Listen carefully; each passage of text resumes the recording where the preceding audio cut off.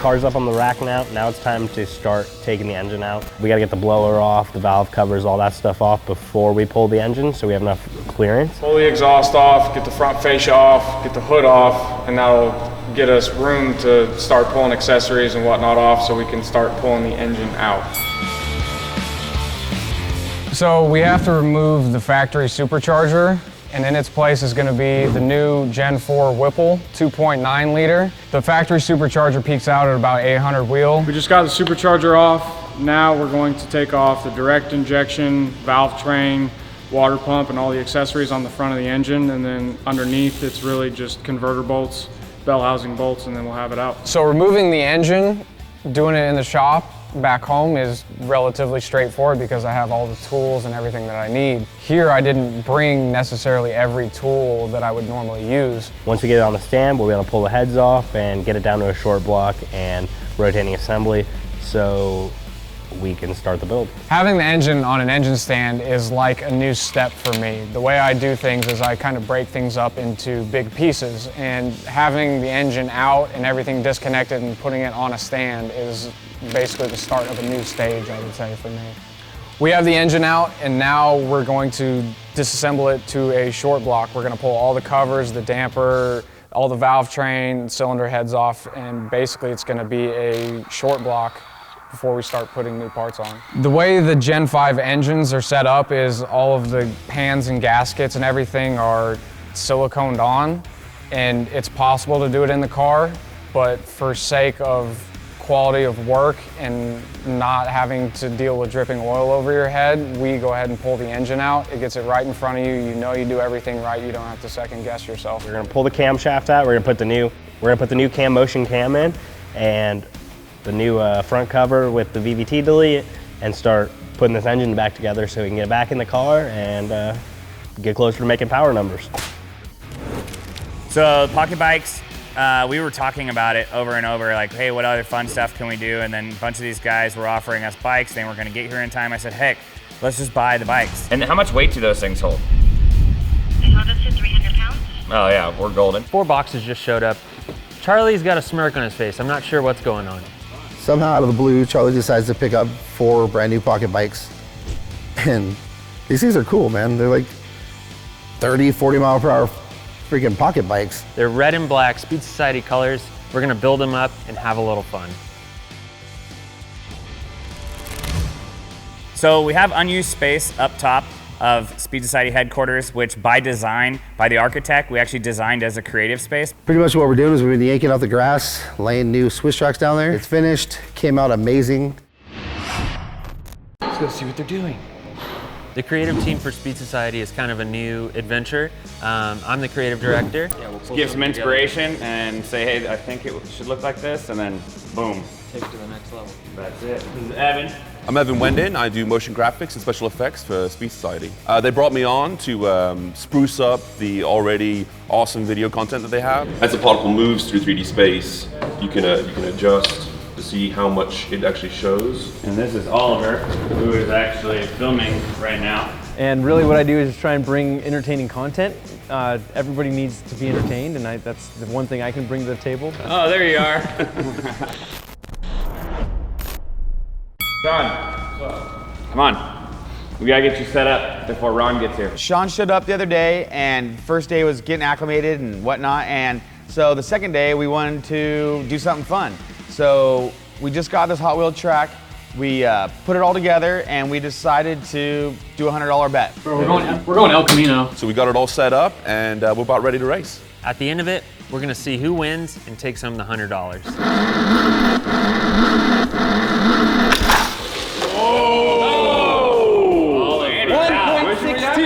Oliver. Oh! 1.45! With a big... Oh! Mine's too right. 1.66. 166.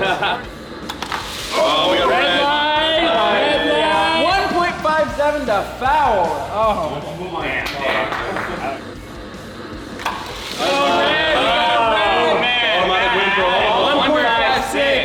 Oliver goes to the final. Red line. Oh, yeah! everybody got eliminated except for Warren and Oliver. It came down to those two going head to head. The last race is up. It's Oliver versus me. I gotta take this home.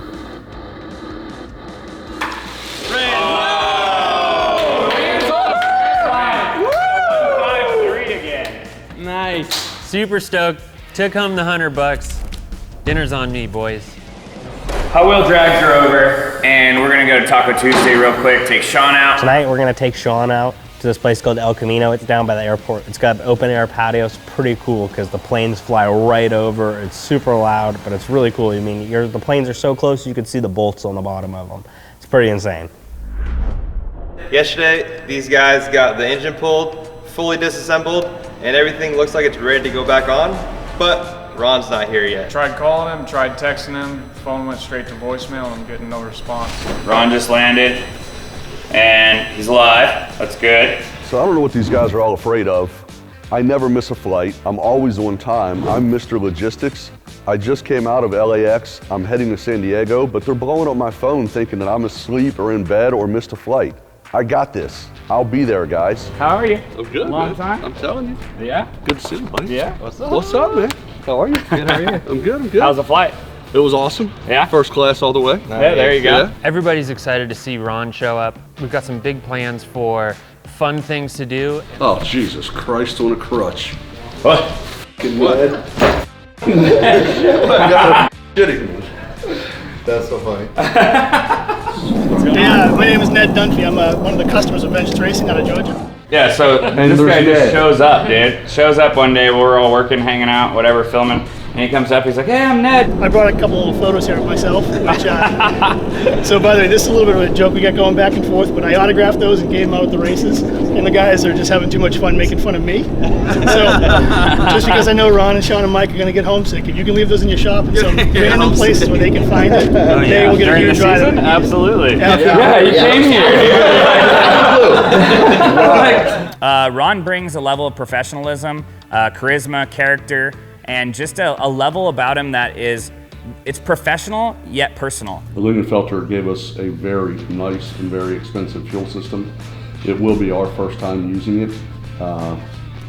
Your boy Uptown had used it once or twice and he seemed to have good luck. So the premise of our build, as always, was to put together a reliable combination that outperforms anything it goes up against, and then can be daily driven and used on the streets because we have no idea who's going to win this car. So I guess we're ready then, huh? Let's rock and roll. So this build is 100% derived off of the Whipple Supercharger with Dustin, who's a friend of ours and the owner of Whipple Superchargers. The big boy in the room is Whipple's new 2.9 liter supercharger. This is the first one in the country Whipple sent directly to Speed Society for installation and testing. Their new unit incorporates larger intercoolers, a redesigned rotor pack, higher efficiency supercharger system that should make some excellent power and big boost on this ZL1 for us. To feed the blower, we've got a Nick Williams 103 millimeter throttle body. LME also sent another billet front cover to finish off our VVT delete. We're gonna slam the heads on, front cover, oil pan, get this thing ready to plop back in the car. We have Smith Brothers trunnion upgrades to remove the factory needle bearings from the factory rocker assemblies. GM LS7 lifters, soaking ready for installation. GM LT4 head gaskets, ARP head studs, brisk plugs, colder plug utilized for the additional boost we're going to see from this combination. Modified valley cover, it's just a stock valley cover that we modify for DOD delete. The package we have designed is built to maximize the horsepower that you can produce with the factory LT4 short block and the factory A10 transmission in place. The D-Stack lower 906 ring that will bolt to this ATI damper to spin this blower at max RPM to give us the best horsepower and torque possible from this combination.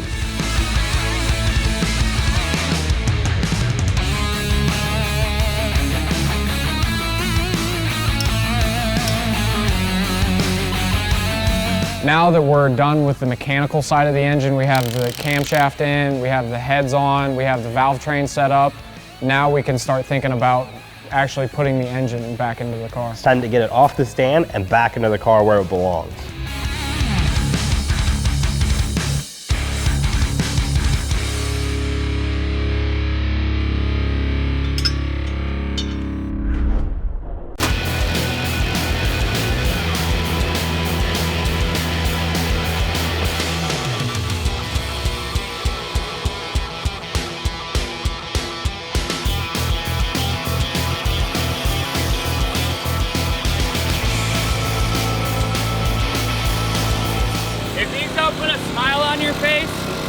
Something's wrong.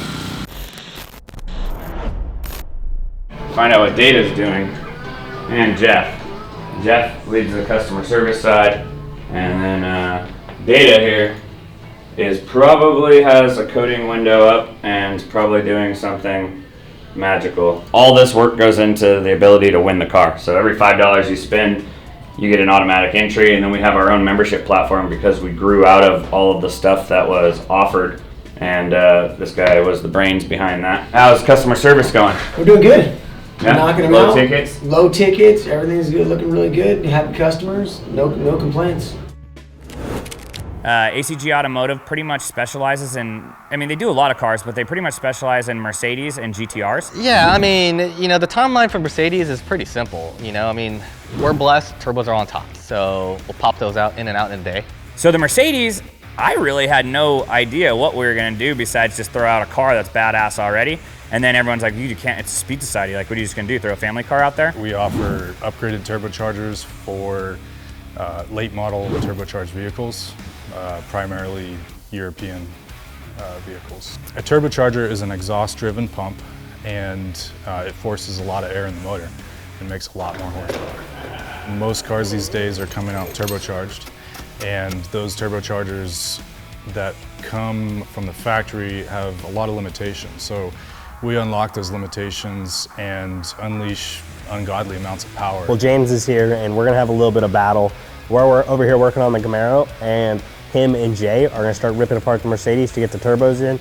Yeah, the turbos is a lot shorter job, but we're going back and forth a little bit, having a little bit of fun with it. I think the ZL1's just going to kick ass all the way through this entire process and dominate the entire sweepstakes. ZL1's basically a race car. You know, it's a two-door, rear-wheel drive, supercharged, American muscle. I feel like his builds are a little bit more simple when you can come in and just hang a set of twin turbos off the top of an engine in 2 hours and go home. But hey, that's part of the game.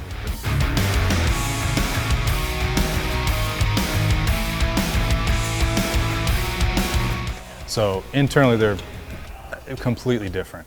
On the outside, they still look the same, bolt right on, look like a factory turbocharger. It's a really neat concept. James over at ACG, they really know what they're doing. We're all done. Let's fire it up.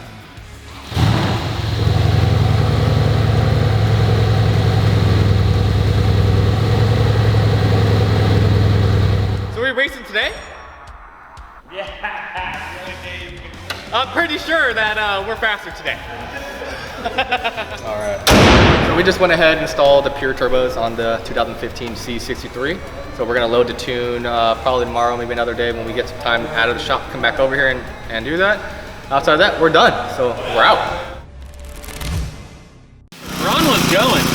Ron tried to. That's our real plan. No, we're playing like that. Calm down. I said, hey, Ron, you want to go for a ride real quick? First ride, we bolt up the street. We go up to this little cul-de-sac, this little like nature preserve area, and it has like a gate that's shut, but the bikes fit through. It's by about that much. So we went through this off-road area, took him up past a waterfall, and well, we were riding, having a great time. And then on the way back, maybe 400 feet from Speed Society, there's these bumps, you know, where you pull in the driveway. These guys are out riding these bikes with no helmets on. I'm not cool with that. I look back, and next thing I see is Ron just boom and freaking took a tumble. Where's Warren?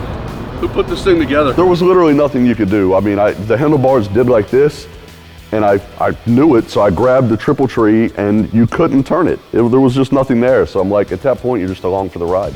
Okay, this is what happens when you let other people build your Number one, I think it's way worse than a normal bicycle. These things have little engines on them. They can go like 40, 50 miles an hour, which you normally can't go that fast on a normal bicycle. And you're required to wear a helmet if you're on a bicycle. That was wild.